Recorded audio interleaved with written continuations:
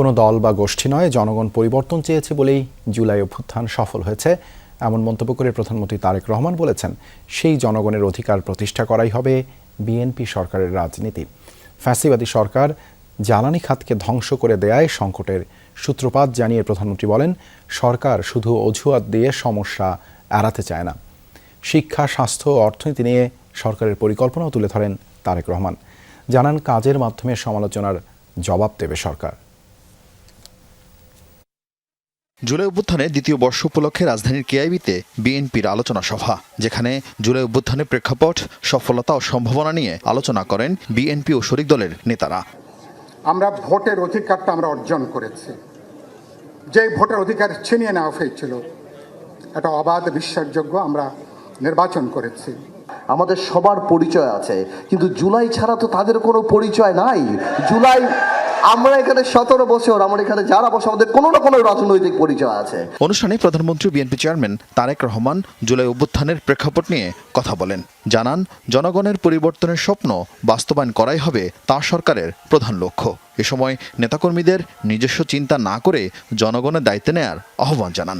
আমি আমার বাড়িঘর সবকিছু হারিয়ে ফেলি, যেই বাড়ি দেখে আমি চলে গিয়েছিলাম, ফিরে এসে তো আমি সেই বাড়ি দেখিনি। তো আমরা সকলেই, বহু মানুষ বহু কিছু হারিয়েছি আমরা। কিন্তু আসুন, এখন বোধহয় আমাদের মাইন্ডসেট চেঞ্জ করার একটি সময় চলে এসেছে, পরিস্থিতি চলে এসেছে। কাজে আসুন, জনগণ আপনাদের পক্ষে রায় দিয়েছে। এখন আমাদের সকলের দায়িত্ব হচ্ছে জনগণের সেই দেওয়া দায়িত্বটি সঠিকভাবে পালন করা। এই জুলাই আন্দোলনের সফলতার ক্রেডিট এই দেশের সর্বস্তরের জনগণের। এটি কোনো একক ব্যক্তি, একক কোনো দল, রাজনৈতিক দলের এটি কোনো ক্রেডিট নয়। প্রধানমন্ত্রী বলেন, বিএনপি ক্ষমতায় এসে একটি ভঙ্গুর অর্থনীতি ও দ্বিধাবিভক্ত প্রশাসন পেয়েছে। জ্বালানি সংকটের মতো গুরুত্বপূর্ণ খাত ফ্যাসিবাদ ধ্বংস করে দেয়, সমাধানে সময় লাগছে। এক্সকিউজ দেওয়ার মাধ্যমে আমরা আমাদের দায়িত্ব এড়াতে চাচ্ছি না। হ্যাঁ, সমস্যা আছে, আমরা জানি। আমরা সেই সমস্যাটাকে অ্যাড্রেস করতে চাই। অনেকেই বলছেন যে বিভিন্ন বাসা বাড়িতে বা বিভিন্ন মিল ফ্যাক্টরিতে গ্যাস পাওয়া যাচ্ছে না।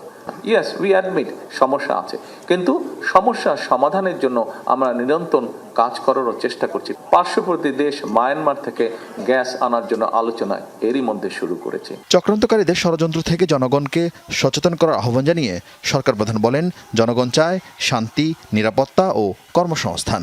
বিএনপি কথায় নয়, বরং কাজের মাধ্যমে জবাব দেবে বলেও জানান তিনি।